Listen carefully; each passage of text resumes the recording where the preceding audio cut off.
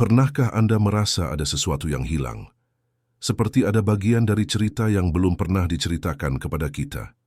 Banyak dari kita tumbuh dengan cerita-cerita Alkitab tentang Yesus dari Nazaret, tentang mukjizatnya, ajarannya, dan pengorbanannya. Cerita-cerita ini terasa akrab seperti rumah yang telah kita kenal sejak kecil. Tapi bagaimana jika rumah itu memiliki ruang rahasia?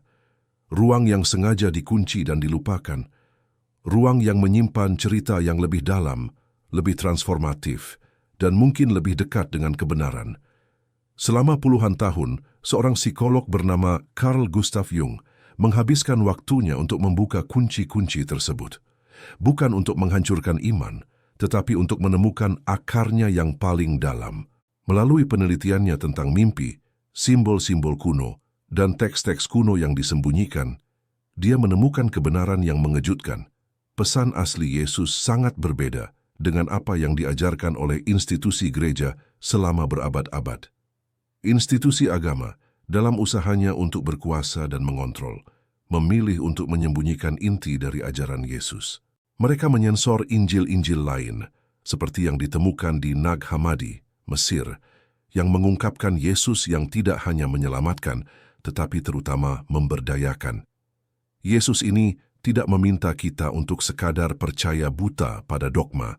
Sebaliknya, dia mengajak kita pada perjalanan batin, pencarian pengetahuan langsung tentang yang ilahi, yang disebut gnosis. Ini adalah awal dari penjelajahan yang akan membawa kita ke jantung rahasia berusia 2000 tahun. Rahasia tentang siapa kita sebenarnya. Dan jika Anda siap untuk melihat melampaui cerita yang sudah Anda kenal, saya mengundang Anda untuk mengikuti setiap episode dari serial ini. Karena perjalanan kita baru saja dimulai. Tapi apa sebenarnya arti penting dari perbedaan ini? Mengapa begitu berbahaya hingga harus disembunyikan selama berabad-abad? Jawabannya terletak pada perbedaan mendasar antara dua kata kuno, gnosis dan pistis. Di satu sisi ada gnosis, sebuah kata Yunani yang berarti pengetahuan langsung. Bukan pengetahuan dari buku atau ajaran orang lain, melainkan semacam pencerahan batin, pengalaman transformatif, di mana seseorang menyadari hakikat ilahinya sendiri. Dalam Injil-Injil yang disembunyikan, Yesus terus-menerus menunjuk ke dalam. Kerajaan Allah ada di dalam dirimu, katanya. Ini adalah undangan untuk mengalami langsung, untuk tahu, bukan sekadar percaya. Di sisi lain ada pistis, yang berarti iman atau keyakinan. Inilah yang kemudian menjadi fondasi kekristenan institusional, bukan pengalaman pribadi yang dinamis, melainkan persetujuan pada seperangkat doktrin yang ditentukan oleh pihak lain. Iman kepada apa yang dikatakan para imam, kepada apa yang diputuskan dewan, kepada apa yang tertulis dalam kitab yang resmi, dan disinilah terjadi pergantian yang menentukan, dan menurut saya sangat tragis. Gereja awal dalam usahanya untuk mengkonsolidasi kekuasaan secara sistematis mengganti gnosis dengan pistis. Mereka mengganti pengalaman langsung dengan kepercayaan pada otoritas. Mengapa? Karena alasan yang sangat sederhana dan manusiawi, kontrol. Bayangkan ini, sekelompok orang yang telah mengalami Tuhan secara langsung di dalam hati mereka sendiri, yang telah menyentuh yang ilahi, tidak terlalu membutuhkan perantara. Mereka tidak terlalu membutuhkan hierarki imam, ritual yang kaku atau ancaman neraka. Mereka bebas. Sebaliknya, sekelompok orang yang hanya diajari untuk percaya dapat dikendalikan dengan mengendalikan apa yang harus mereka percayai. Mereka menjadi bergantung. Dan inilah warisan yang masih membayangi banyak pencari spiritual hingga hari ini. Perasaan bersalah karena ragu, perasaan tidak mampu karena tidak merasakan apa yang seharusnya dirasakan, dan pencarian tanpa henti di luar diri, padahal kuncinya ada di dalam. Inilah penjara yang dibangun untuk melindungi kekuasaan, seringkali dengan mengorbankan jiwa yang haus akan pengalaman nyata. Konsekuensi dari penggantian gnosis dengan pistis ini tidak hanya menciptakan ketergantungan spiritual, tetapi juga melahirkan sebuah paradoks yang gelap. Ketika sebuah institusi mengklaim sebagai satu-satunya wakil Tuhan di bumi, sementara secara diam-diam bertindak melawan prinsip-prinsip dasar yang dikhotbahkannya, sesuatu yang sakit dalam jiwa kolektif pun mulai tumbuh. Dalam bahasa psikologi, Kita menyebutnya bayangan. Bagian dari diri yang ditolak, disembunyikan, dan akhirnya diproyeksikan kepada orang lain. Dan inilah kebenaran yang paling mengganggu. Dalam konteks kekristenan, bayangan ini memiliki nama yang akrab, Antikristus. Selama berabad-abad, kita diajari untuk membayangkan Antikristus sebagai seorang tokoh jahat di masa depan, seorang penipu yang akan muncul untuk menganiaya orang-orang beriman. Namun dari sudut pandang psikologi yang lebih dalam, Antikristus bukanlah sosok eksternal. Ia adalah bayangan dari Kristus itu sendiri. Ia adalah segala sesuatu yang diwakili oleh Kristus, tetapi dalam bentuk yang terbalik. Jika Kristus membawa cinta, Antikristus membawa kebencian. Jika Kristus membawa kebenaran, Antikristus membawa kebohongan. Jika Kristus membawa pembebasan, Antikristus membawa perbudakan. Dan inilah bagian yang paling mengganggu. Antikristus dapat muncul dengan menyamar sebagai Kristus. Ia dapat berbicara dalam bahasa kekristenan sambil melakukan hal yang persis bertentangan dengan apa yang diajarkan Yesus. Lihatlah sejarah. Ketika Inkuisisi menyiksa dan membakar orang-orang yang dianggap bidah, atas nama Kristus yang penuh kasih, saat itulah institusi gereja bertindak sebagai Antikristus. Ketika perang salib dilancarkan dan ribuan orang dibantai dengan salib di atas panji-panji, saat itulah roh Antikristus beroperasi. Ketika gereja melindungi pendeta yang mencabuli anak-anak, bukan melindungi anak-anak yang menjadi korban, ia sedang memakai topeng Kristus untuk menyembunyikan wajah yang sebenarnya. Antikristus bukanlah monster yang menunggu di masa depan. Ia adalah sisi gelap dari kekristenan itu sendiri, bayangan yang belum pernah diakui atau diintegrasikan. Alih-alih menghadapinya, gereja justru memproyeksikannya keluar kepada orang Yahudi, Muslim, para penyihir, dan kaum pagan.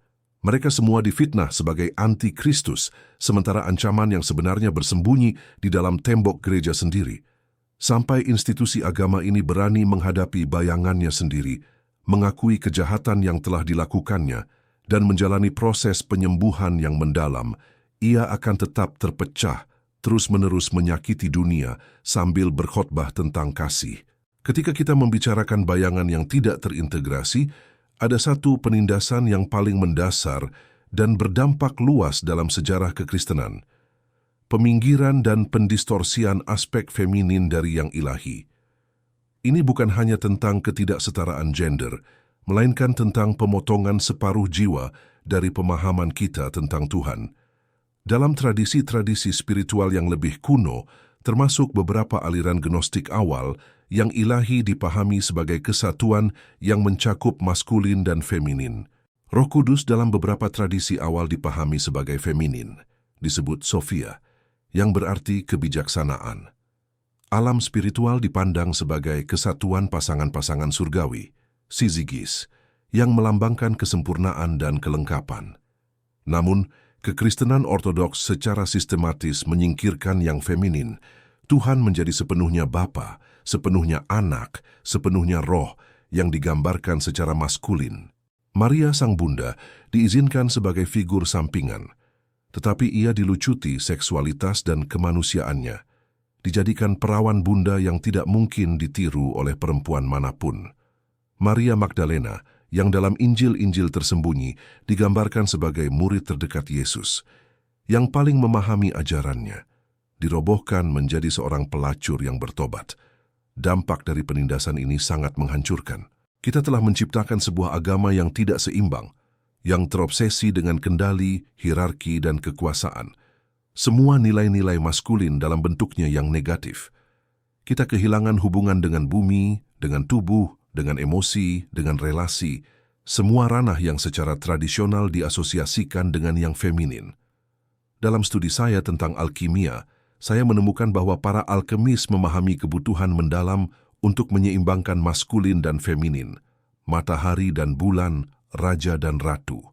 Proses transformasi tertinggi, conjunctio atau pernikahan keramat, adalah penyatuan kedua prinsip ini. Inilah kunci menuju kepenuhan psikis, jalan untuk menyembuhkan luka yang telah berlangsung selama 2 milenium.